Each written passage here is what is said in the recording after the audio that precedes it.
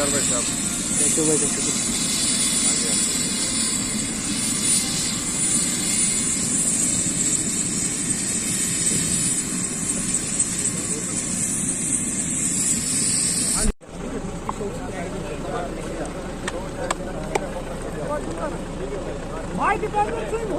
जिंदाबाद। मेरा की सारी तैयारी चल रही है ना सबकी।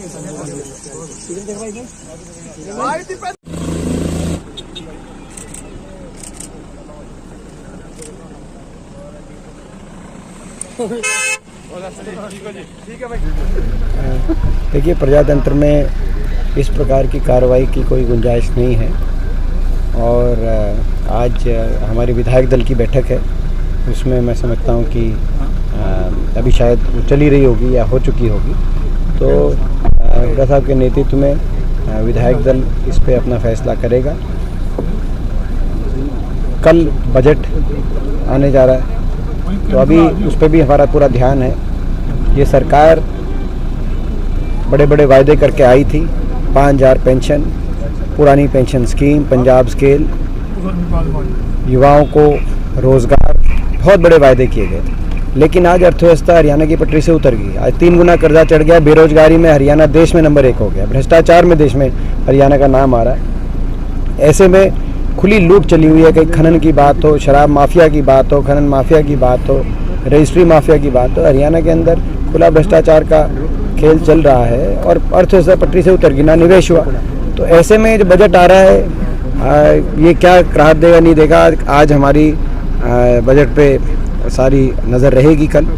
और सकारात्मक विपक्ष की तरह जहां सरकार को अच्छा काम करेगी तो बजट में हम उसको सराहेंगे, और जहां ये सरकार अगर अपने पुरानी कार्यशैली जो इन्होंने दिखाई पिछले 7-8 साल में, उसी कार्यशैली को आगे बढ़ाते हुए अगर जन विरोधी बजट पेश करेगी तो हम एक एक बात को लोगों के सामने रखेंगे। धर्मांतरण कानून कहा गया, पास किया गया है हरियाणा की विधानसभा में, उसको लेकर आपके विधायक ने ऑब्जेक्शन किया था, उसको लेकर क्या कहेंगे? बिल तो वो पास कर ही रहेंगे। देखिए, ऐसा है कि मैं समझता हूँ कि निलंबन का कोई रास्ता प्रतिनिधित्व में नहीं होता। सभी अपने चयनित होकर आए हैं, लोगों के आशीर्वाद से सब वहाँ पहुँचे हैं। और जो है प्रजातंत्र में अलग अलग विचार होना, अलग अलग विचारधारा होना, किसी भी कानून पे अलग अलग राय होना, यही एक प्रजातंत्र है।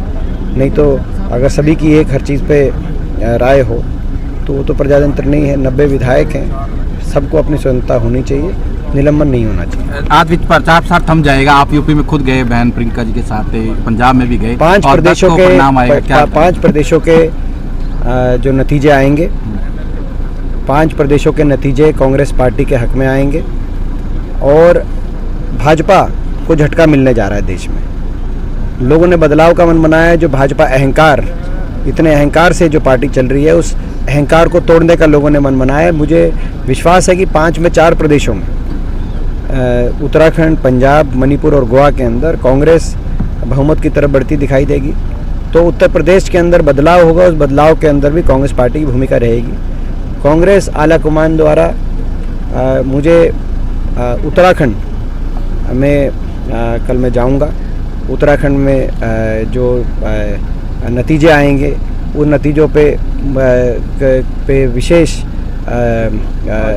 पर्यवेक्षक के रूप में मुझे मेरी जिम्मेदारी मिली है।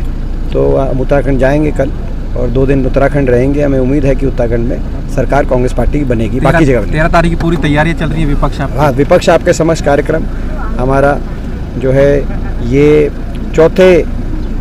इसका चौथा पड़ाव कुरुक्षेत्र में होने जा रहा है और हमें विश्वास है कि ये एक सबसे बड़ा अभी तक का कार्यक्रम रहेगा कुरुक्षेत्र के अंदर। यहाँ पे हमारा मजबूत नेतृत्व है और जो अभी ये कोरोना और किसान आंदोलन के बाद अब हम इस कार्यक्रम में और तेज़ी लाएंगे और 13 तारीख को मुझे पूरा विश्वास है एक बहुत बड़ा जो है आप देखना लोगों की हाज़िरी भी रहेगी और हर वर्ग की आवाज़ उठाने की कोशिश, यही एक विपक्ष की भूमिका रहती है। उससे कार्यक्रम से पहले जो नेता विपक्ष है और सारे विधायक हैं और सारे सांसद हैं जिसमें मैं ही हूँ, तो हम लोग सारे हर वर्ग से मिलेंगे, सारी एसोसिएशन से, सारी यूनियन से, किसान यूनियन से लेकर ट्रेडर एसोसिएशन तक हर वर्ग की जो समस्याएं हैं, आशा वर्कर, आंगनवाड़ी वर्कर, कोई भी और कोई अगर वेलफेयर एसोसिएशंस हैं, जो भी हमसे मिलना चाहे, हम यहाँ रहेंगे कुरुक्षेत्र में 12 और 13 को।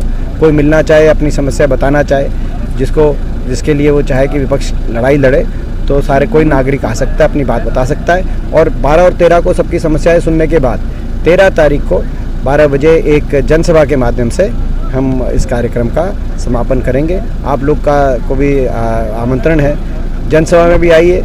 और उससे पहले भी अगर कोई पत्रकार भाई आना चाहें, वो कुछ बताना चाहें, आपकी पत्रकारिता की स्वतंत्रता को लेकर कोई प्रश्न चिन्ह अगर उठ रहे हो आपके मस्तिष्क में, आपके भविष्य को लेकर, तो आप हमारे सामने बात रखिए, हम आपकी बात भी उठाने का काम करेंगे।